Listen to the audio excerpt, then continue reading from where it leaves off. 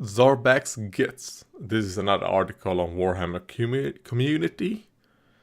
And they delve a bit deeper into the actual Gitz, you know, the goblins. And we do have some better pictures on these guys. And I was right when it comes to, well, we'll get to that. But this is the leader. He's a good wizard. He's super squishy. He's probably the squishiest leader. I mean, he does have 2 dodge dice. So, I mean, a lot of things can one-shot him. But he does have an okay chance to just dodge. Since he rolls 2 dice. You know. So anytime you roll 2 dice, you know, you're gonna have a decent chance. And their special ability, these goblins, is scurry. Which is kind of like, if one of your guys do an action, then they can move. Let's see. Yeah, if they began, if your teammate's move began in an adjacent hex, then these guys can move as well. So that's kind of it. I mean, it will work decently because I guess you kind of want to have the goblins close to each other. I mean, I think that will work the best with these guys because they're all ranged. I think these guys might not be ranged. This right here. But these guys are ranged.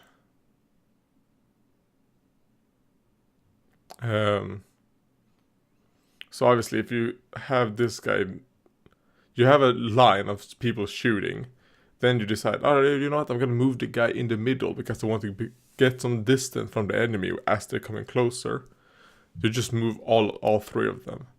So that's kinda how I see it being used the most. For these guys. I mean, you do have a lot of range with just the basic rots. And I love the guy with the mushroom hats. Yeah, like I thought it would be. They just do 1 damage. They have 2 swords. So I mean, chances are they're probably not going to do a lot of damage. You know? And fuck, oh, they haven't showed.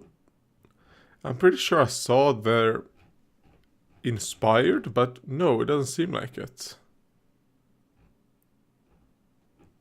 Alright, so they haven't showed what they do when they get inspired. I mean, I'm guessing they probably just roll 1 more hit dice. So they have to get, so they roll 3 dice looking for swords and still do 1 damage. That's what I'm guessing. These guys get inspired pretty easily. I mean, the goblins. You need 3 glory points. Yeah, I'm pretty sure you could get that decently fast. I mean, obviously with the goblins, you kind of want to get some of that super quick.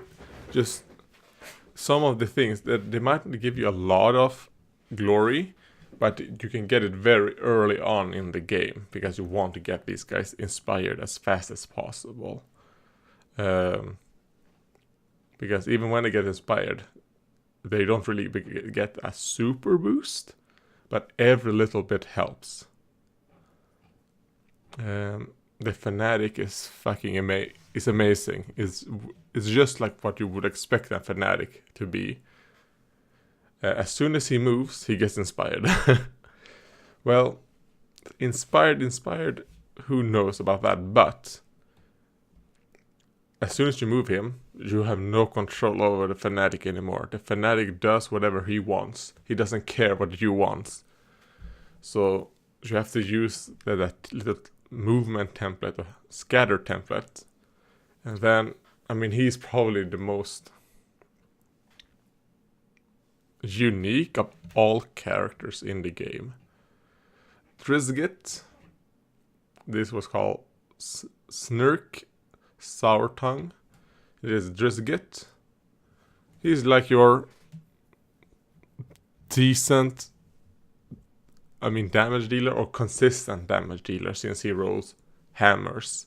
He only does 2 damage, but he rolls hammers. If someone has 2 HP left or 1 HP left, you can I want to get a high chance to actually do my damage, send this guy in.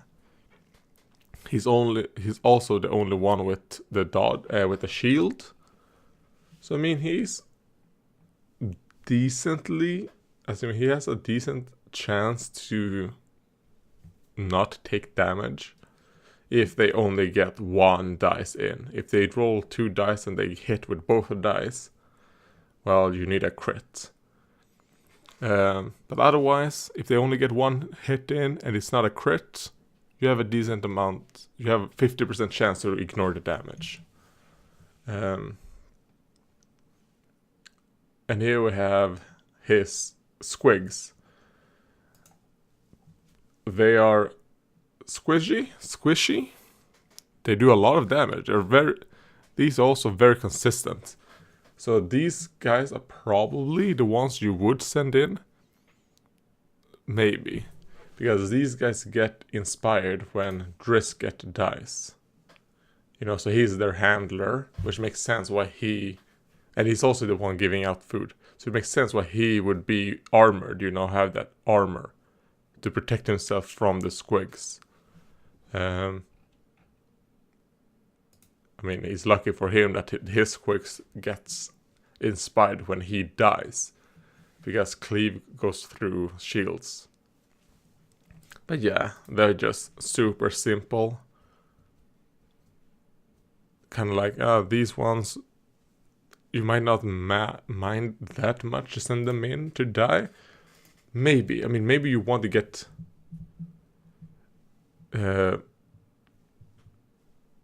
that's the thing. Do you want to get this guy killed? Because his action is really good. He can move himself and the squigs. And he also has scurry. All of them have scurry except for the squigs. So as long as he's alive, you have a lot of movement with the squigs. You can move 3 guys for the price of 1. But when he dies, the squigs get a pretty good boost. The fact that they get cleave is the important part. Because then you can just ignore a lot the tanky guys. Because tanky guys tend to have shields as a defense dice, and cleave goes through shields.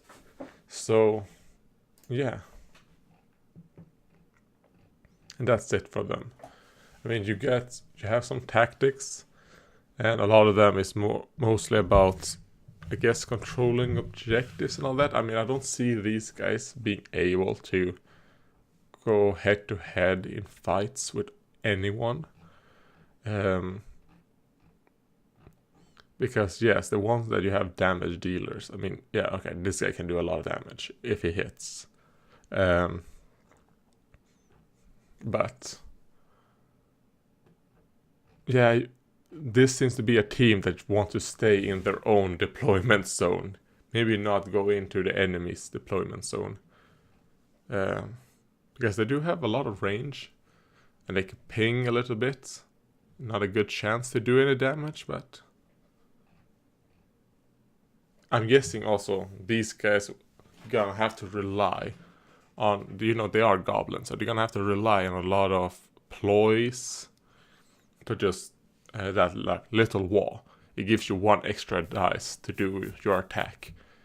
I would have preferred it was kind of you get 2+ dice, but maybe you take a damage. I kind of would like to see something like that. That could actually be a good corn card. Maybe that can release for one of the corn gangs in a card expansion. It's kind of you get 2 extra dice on your attack, but you take 1 wound after doing your attack. So yeah, thanks for watching.